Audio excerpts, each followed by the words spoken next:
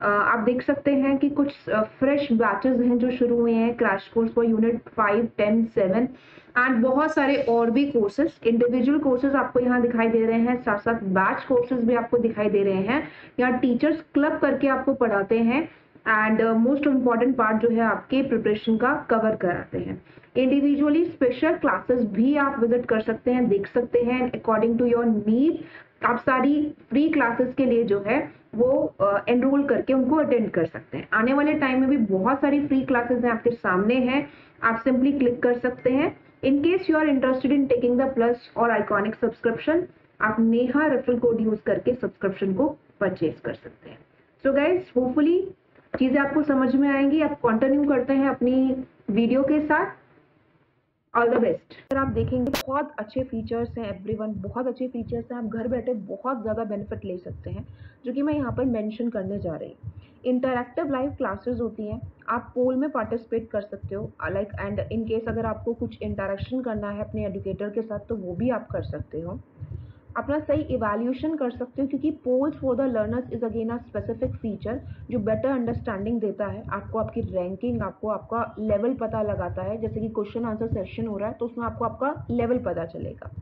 Raise a hand एक नया feature है जिसमें आप बात कर सकते हो एजुकेटर्स के साथ। काफ़ी बार ऐसा होता है कि आप क्या कहना चाह रहे हैं वो एजुकेटर्स कई बार नहीं भी समझ पाते, कई बार लैंग्वेज का इशू हो जाता है, तो आप बोल कर talk to your educator in live classes and get your doubt resolve in real time. Like उसी टाइम लाइव जो है आप रेज अ हैंड का फीचर का यूज़ करके जो है वो बात करके अपना डाउट क्लियर कर सकते हो। तो एक बहुत ही अच्छा फीचर है। नोटिफिकेशंस आपको टाइम टू टाइम मिलती रहती है, तो कुछ भी आपका मिस नहीं होता है। आफ्टर कवरिंग द लेक्चर आप जो है लेक्चर नोट्स डाउनलोड कर सकते हो एंड कहीं भी फ्रॉम एनी डिवाइस आप अपना like phone, laptop, what ever, tab, कहीं पर भी जो है आप अपनी क्लासेस को जो है वो अटेंड कर सकते हो। There is no restriction.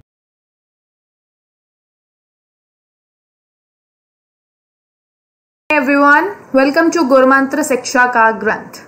So guys, आज हम लोग आपका प्लांट फिजियोलॉजी का चैप्टर नंबर जो 11 है, दैट इज ट्रांसपोर्टेशन, उसका लास्ट लेक्चर देखने वाले हैं। तो आज के सबसे पहले टॉपिक के अंदर जो चीजें हम डिस्कस करने वाले हैं that is about Uptake of mineral ions, कि मिनरल आइंस का अपटेक कैसे होता है। तो जो सबसे पहला स्टेटमेंट है आपकी बुक के अंदर दैट इज वेरी इंपॉर्टेंट। क्या स्टेटमेंट है? Unlike water, all minerals cannot be passively absorbed by the roots. जैसे आपका पानी एब्जॉर्ब हो जाता है रूट्स के द्वारा, सभी के सभी मिनरल्स एब्जॉर्ब नहीं हो पाते। क्यों नहीं हो पाते? इसके लिए दो फैक्टर्स यहाँ पे काम करते हैं।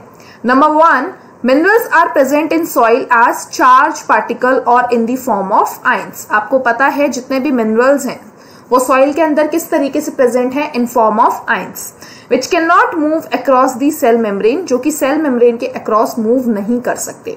ठीक है, ये तो पहला फैक्टर हो गया। सेकेंड फैक्टर क्या है? The concentration of minerals in the soil is usually lower than the concentration of minerals in the root. ठीक है, ये आपका दूसरा फैक्टर हो गया।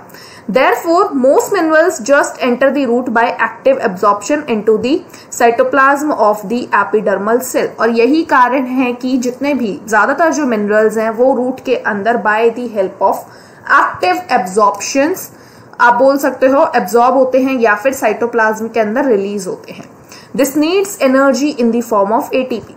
या पहले ही पढ़ चुके हो कि एक्टिव एब्जॉर्प्शन के अंदर आपको एटीपी की जरूरत होती है, that is your energy currency. Active uptake of ions is partially responsible for the water potential gradient in the roots and therefore for the uptake of water by the osmosis। ठीक है, next अगर हम बात करते हैं, ions are absorbed from the soil by the both passive as well as active transportation। ठीक है, ions जो होते हैं वो दोनों ही तरीके से एब्जॉर्ब हो सकते हैं, एक्टिवली भी और पैसिवली भी। स्पेसिफिक प्रोटीन्स जो होते हैं आपके रूट हेयर की मेम्ब्रेन के अंदर, वो एक्टिवली क्या करते हैं? आयंस को पंप कर देते हैं सॉइल से into the cytoplasm of the epidermal cell, and this is very important. ठीक है, फिर like all cells the endodermal cells have many transport protein embedded in the plasma membrane. They let some solute cross the membrane but not the other. तो अब क्या होता है कि जितने भी जैसे सारे सेल्स होते हैं आपके पास, एपिडर्मल सेल्स जो होते हैं वो क्या करते हैं कि ट्रांसपोर्ट प्रोटीन उनके पास प्रेजेंट होते हैं प्लाज्मा मेम्ब्रेन के अंदर। तो वो क्या करते हैं कि वो कुछ सॉल्यूट को क्रॉस करने देते हैं, इसीलिए इसे आप बोलते हो selectively permeable. Okay, transport proteins of the endodermal cells are control points where a plant adjusts the quantity and type of solute that reaches the xylem. Okay, now अब हम बात करने वाले हैं ट्रांसलोकेशन ऑफ मिनरल आयंस। अब देखो क्या होने वाला है, ट्रांसलोकेशन की बात कर रहे हैं, मतलब कि कुछ दूरी तक, एक पर्टिकुलर हाइट तक मिनरल आयंस का ट्रांसलोकेशन होगा, ट्रांसपोर्टेशन होने वाला है। तो चलिए स्टार्ट करते हैं। After the ions have reached xylem through the active or passive uptake or a combination of two, their further transport up the stem to all part of plant is through the transpiration stream. ठीक है, क्या हुआ कि अब minerals जो हैं वो आपके रूट ने एब्जॉर्ब कर लिए हैं, वो जाइलम तक पहुंच चुके हैं। अब जाइलम से फर्दर आगे की तरफ सभी पार्ट्स जो आपके प्लांट के पार्ट्स हैं उन तक इन मिनरल आयंस को पहुंचाना है। तो उसके लिए कौन सा सिस्टम काम करेगा, transpiration stream. Mineral ions are frequently remobilised particularly from older to senescence part. ठीक है, older dying leaves export much of their mineral content to the younger leaves. Okay, तो ये स्टेटमेंट भी आपका काफी ज्यादा इंपॉर्टेंट है। Similarly, before leaf fall in the deciduous plants, minerals are removed to the other parts. इस चीज के बारे में कि आपका मिनरल का ट्रांसलोकेशन कैसे होता है, ये जो आपके पास आयंस प्रेजेंट होते हैं डिफरेंट वैरायटी के अंदर, इन सब का एक आप बोल सकते हो कि ओल्डर लीफ से सेनेसेंट पार्ट की तरफ कैसे आपका मूवमेंट होता है, ये सब आप नेक्स्ट चैप्टर के अंदर पढ़ोगे, that is your mineral nutrition. Okay, तो similarly before leaf fall in deciduous plants, minerals are remove to other parts. Element most readily mobilized are phosphorus, sulfur, nitrogen and potassium. जो minerals आपकी mobilise कर जाते हैं, move कर जाते हैं, उनके एग्जाम्पल क्या है, phosphorus, sulphur, nitrogen and potassium. Some elements that are structural components like calcium are not remobilised. Okay, calcium को रीमोबिलाइज नहीं किया जा सकता। नेक्स्ट अगर हम बात करते हैं, we have phloem transport from the source to sink. Phloem transportation के बारे में हम बात करने वाले हैं। फ्लोएम क्या है आपके पास, फ्लोएम भी आपके पास आप बोल सकते हो एक ट्रांसपोर्टेशन का जरिया है। ठीक है, food primarily sucrose is transported by the vascular tissue phloem from a source to a sink. Phloem जो है आपका एक वेस्क्यूलर टिश्यू है, जैसे कि जाइलम आपके पास था, उसी तरीके से जाइलम जो था वो आपका वाटर के लिए हेल्प कर रहा था। ठीक है, वाटर एंड मिनरल्स के लिए। अब फ्लोएम जो होगा वो किस चीज का ट्रांसपोर्टेशन करेगा, बेसिकली वो आपका रिलेट करेगा विद द फूड, जो फूड प्लांट्स प्रिपेयर कर रहे हैं with the help of photosynthesis. अब फोटोसिंथेसिस की प्रोसेस के दौरान आपको पता है जो फूड मिलता है दैट इज योर सुक्रोज। ठीक है, या फिर आप बोल सकते हो कि फूड स्टोर जो हो रहा है। Usually the source is understood to be that part of plant which synthesizes the food. देखो हेडिंग के अंदर क्या लिखा हुआ है, phloem transport flow from source to sink. Source से सिंक की तरफ कैसे फ्लोएम का ट्रांसपोर्टेशन हो रहा है, फूड का ट्रांसपोर्टेशन हो रहा है। तो दो टर्म्स आपको गिवन है, सोर्स और सिंक। तो सबसे पहले आपको समझने की जरूरत है कि सोर्स क्या है। ठीक है, तो यूजुअली सोर्स को हम कैसे समझते हैं कि ये वो पार्ट है प्लांट का जो कि फूड को सिंथेसाइज करेगा। ठीक है, that is leaf. The sink that part that needs or stores the food. ठीक है, तो सोर्स आपका क्या हो गया, सोर्स हो गई आपकी लीफ। क्यों, क्योंकि लीफ ही आपकी क्या कर रही है, फोटोसिंथेसिस कर रही है। Generally green part of the plant performs photosynthesis. ठीक है, फिर अब आपके पास नेक्स्ट लाइन क्या आ जाती है, नेक्स्ट स्टेटमेंट आपकी एनसीईआरटी बुक के अंदर गिवन है कि sugar stored in roots may be mobilized to become a source of food in the early spring when the birds of trees acts as the sink. They need energy for growth and development of the photosynthetic apparatus. ठीक है, growth के लिए photosynthetic apparatus, ये जो part आपके photosynthesis करेंगे, जो structures आपके फोटोसिंथेसिस के साथ एसोसिएटेड होंगे, उनके डेवलपमेंट के लिए आपको यहाँ पे एनर्जी की रिक्वायरमेंट होती है। Since source and sink relationship is variable, the direction of movement in the phloem can be upward or be downward, that is your bidirectional movement. Very important statement कि phloem के अंदर जो food का transportation हो रहा है वो कैसा है, बाई डायरेक्शनल है। ओके, बाय डायरेक्शनल है। किसके अंदर? फ्लोएम के अंदर। जबकि आपने जाइलम के अंदर देखा था कैसा मूवमेंट था, जाइलम के अंदर आपके पास यूनिडायरेक्शनल मूवमेंट था, केवल और केवल एक ही डायरेक्शन के अंदर मूवमेंट हो रहा था। This contrast with that of xylem where the movement is always unidirectional, that is upward. तो आपको दो चीजें समझनी है कि आपके पास जो वेस्क्यूलर टिश्यूज है, phloem as well as xylem, phloem के अंदर बाई डायरेक्शनल मूवमेंट है, दैट मीन्स अपवर्ड भी मूवमेंट होगी, डाउनवर्ड भी मूवमेंट होगी। किस चीज की? फूड के ट्रांसपोर्टेशन की। जबकि जाइलम के अंदर यूनिडायरेक्शनल मूवमेंट होगी, किस चीज की? वाटर एंड मिनरल्स की। ठीक है, that is your upward movement only. Hence, unlike one-way flow of water in transpiration, food in phloem sap can be transported in any required direction so long as there is a source of sugar and a sink able to use, store or remove the sugar. तो इसीलिए आपको यहाँ पे दे रखा है कि जिस भी पार्ट को, प्लांट के पार्ट को फूड की रिक्वायरमेंट होगी, सुक्रोज की रिक्वायरमेंट होगी, तो वहां पे सोर्स से सिंक की तरफ ये चीज पहुंचा दी जाएगी। Phloem sap is mainly water and sucrose. Phloem sap के अंदर मेनली आप क्या क्या इन्वॉल्व करते हो? Water as well as sucrose. ठीक है, बहुत इंपॉर्टेंट है, काफी बार क्वेश्चन पूछ लिया जाता है यहाँ से कि फ्लोएम के अंदर क्या वाटर इंक्लूड होता है? तो हाँ, वाटर इंक्लूड होता है, साथ में आपके पास food material that is your sucrose वो भी प्रेजेंट होता है।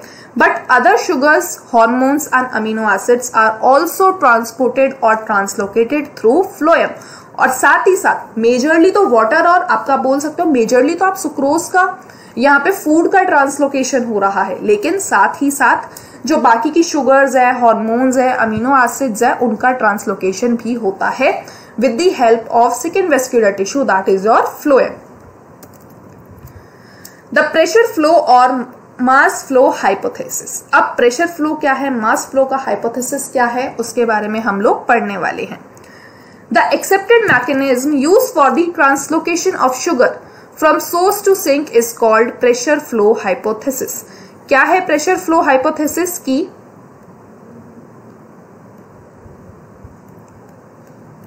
क्या बोलता है pressure flow hypothesis?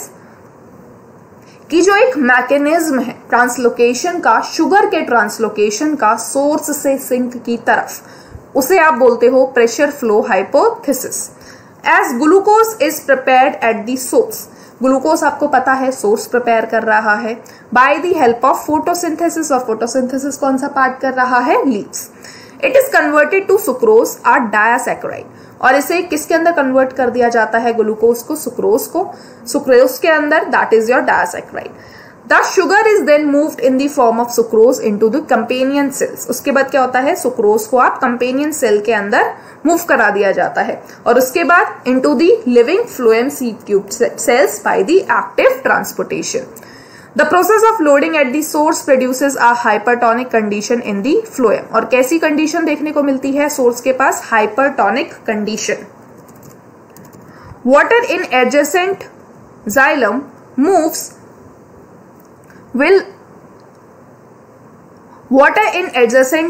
moves into the phloem by osmosis। और जो वाटर होगा फ्लोएम जाइलम के अंदर, या फिर आप बोल सकते हो जाइलम से फ्लोएम की तरफ जो वाटर मूव करेगा, that will be due to the process of osmosis. An osmotic pressure builds up the phloem sap move areas of lower pressure। ठीक है, at the sink osmotic pressure must be reduced। Sink की तरफ osmotic pressure कम होना चाहिए। Again active transportation यहाँ पे requirement होता है, रिक्वायर्ड होता है, नेसेसरी होता है। ठीक है, फिर आपके पास आ जाता है as sugars are removed the osmotic pressure decreases and water moves out of the phloem। Phloem tissue is composed of सीव tube sales, ये चीज आप पहले ही पढ़ चुके हो एनाटॉमी के अंदर, which forms long columns with holes in their end walls called as the sieve plates. और फ्लोएम के अंदर यहाँ पे आपके पास सीव ट्यूब सेल्स प्रेजेंट होते हैं, सीव प्लेट्स प्रेजेंट होती हैं। Cytoplasmic strands pass through the holes in the sieve plates, so forming continuous filament. As hydrostatic pressure in the sieve tube of phloem increases, pressure flow begins and the sap moves through the phloem। और sap यहाँ से move करना start कर देता है। ठीक है, पूरा प्रोसेस आपको यहाँ पे डायग्रामेटिकली दिखाया गया है। ये देखो, यहाँ पे टिप ऑफ स्टेम है, sugar level sieve tubes water follows by osmosis यहाँ पे हो रहा है। Sugar solution flows to the region of low turgor pressure, ये चीज आपने पढ़ ली है। यहाँ पे आपका शुगर जो है सीव ट्यूब के अंदर एंटर कर रहा है। ओके, हाई टर्गर प्रेशर देखने को मिल रहा है। एज वेल एज यहाँ पे रूट की तरफ जब आप देखते हो तो sugar leave sieve tube for metabolism and storage, water follows by osmosis. ठीक है, तो किस चीज का डायग्राम है ये? Diagrammatic representation of the mechanism of translocation. Okay, अब नेक्स्ट अगर हम बात करते हैं, a simple experiment called girdling was used to identify the tissues through which food is transported. एक एक्सपेरिमेंट है जिसे आप बोलते हो गर्डलिंग एक्सपेरिमेंट। गर्डलिंग एक्सपेरिमेंट किस लिए किया जाता है? Was used to identify the tissues through the which food is transported. ठीक है, on the trunk of a tree, a ring of bark up to depth of the phloem layer can be carefully removed. आप bark remove कर लेते हैं. In the absence of downward movement of the food, the portion of bark above the ring on the stem becomes swollen after a few weeks. ठीक है, swollen हो जाती है.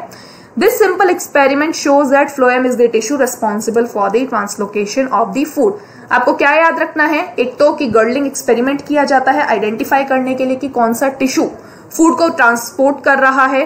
ठीक है, एज वेल एज फ्लोएम जो होता है वो एक टिश्यू होता है जो कि ट्रांसलोकेशन ऑफ फूड के अंदर रिक्वायरमेंट है, प्राइम इंपॉर्टेंस प्ले करता है। And that transport take place in the one direction, that is towards the root. This experiment can be performed by you easily. Okay, so this was all about today's lecture guys. I hope topic आपको clear हो गया होगा। इसी के साथ हमने plant physiology का chapter number 1 complete कर लिया है।